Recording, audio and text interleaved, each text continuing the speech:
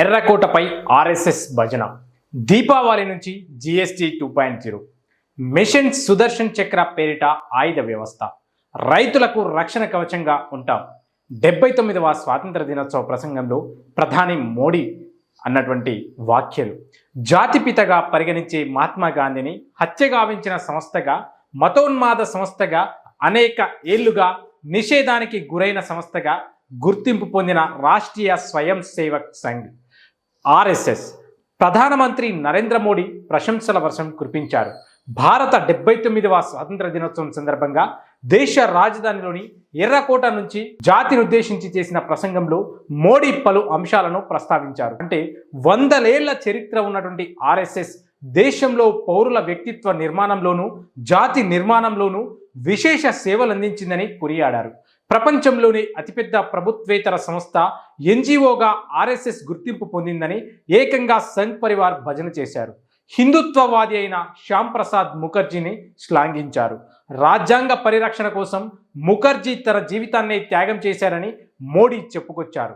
ఎర్రకోట వేదికగా ఆర్ఎస్ఎస్ పై మోడీ పొగడ్తలు కురిపించడాన్ని ప్రతిపక్ష నేతలు తీవ్రంగా ఆక్షేపించారు.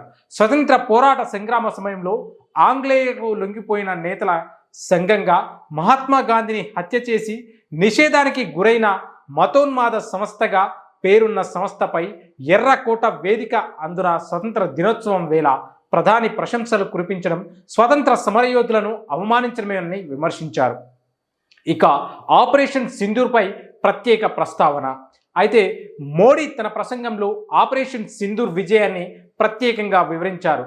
తద్వారా పాకిస్తాన్తో సైనిక ఘర్షణ సమయంలో సాయుధ దళాలకు స్వేచ్ఛ కల్పించారా లేదా అనే విషయంపై నెలకొన్న వివాదాన్ని చల్లార్చేందుకు యత్నించారు.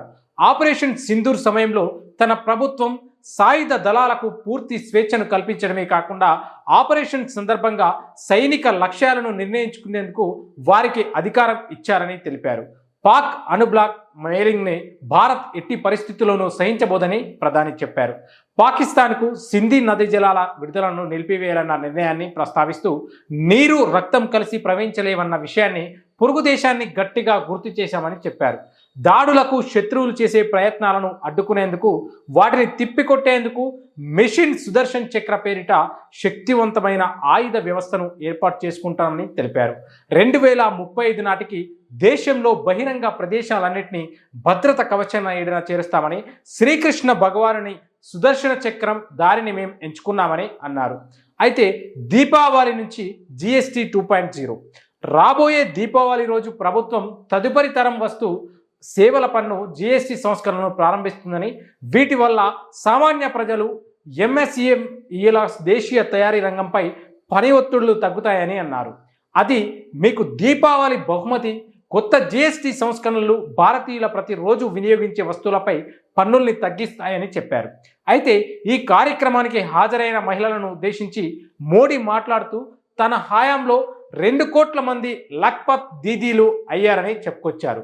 రైతులకు, పాడి రైతులకు రక్షణ గోడగా ట్రంప్ విధించిన భారీ సుంకాలు భారత్ మెడపై కత్తిలా వేలాడుతున్న సమయంలో మోడీ ఆత్మనిర్భరత, దేశీయ ఉత్పత్తుల వినియోగం వంటి ప్రభుత్వ పదంబాలను మరోసారి పునరుద్ధరించారు. ఈ కార్యక్రమానికి మద్దతు ఇవ్వాల్సిందిగా అన్ని రాజకీయ పక్షాలను కోరారు. రైతులు, పశుపోషకాలు, మత్స్యకారులు మేము అత్యంత ప్రాధాన్యత ఇస్తామని, వారి ప్రయోజనాలను దెబ్బతీసే ఏ విధానమైనా దానికి వ్యతిరేకంగా మోడీ ఓ గోడలా నిలబడతాడని, రైతులు ప్రయోజనాలు కాపాడే విషయంలో భారత్ ఎన్నటికీ రాజీ పడబోదని స్పష్టం చేశారు. అయితే ఆయన తన ప్రసంగంలో ఎక్కడా ట్రంప్ విధించిన 50% సుంకాలను ప్రస్తావించలేదు. సౌర, హైడ్రోజన్, అనురంగాల్లో చేపట్టిన అనేక చర్యల ద్వారా ఇంధన ఉత్పత్తిని పెంచే దిశగా భారత్ ముందుకు సాగుతుందనంటూ స్వలాభన సాధించాల్సిన అవసరాన్ని మోడీ నొక్కి చెప్పారు. అంతరిక్షం, కీలకమైన ఖనిజ రంగాల్లో కూడా భారత్ పురోభివృద్ధి సాధిస్తుందని తెలిపారు. గత ప్రభుత్వాలను విమర్శించబోనని చెబుతూనే వాటిపై మోడీ ఆరోపణలు సంధించారు.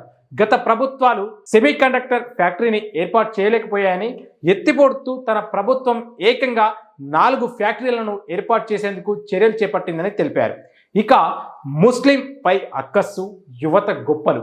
అంటే ఒక పక్క దేశంలోని మెట్రోపాలిటన్ నగరాల్లో బెంగాలీ భాష మాట్లాడే నిరుపేద ముస్లింలు పోలీసులు అమానుష్య అణచివేతలకు గురవుతుంటే ప్రధాని మాత్రం వారిపై విషం చిమ్మే ప్రయత్నం చేశారు.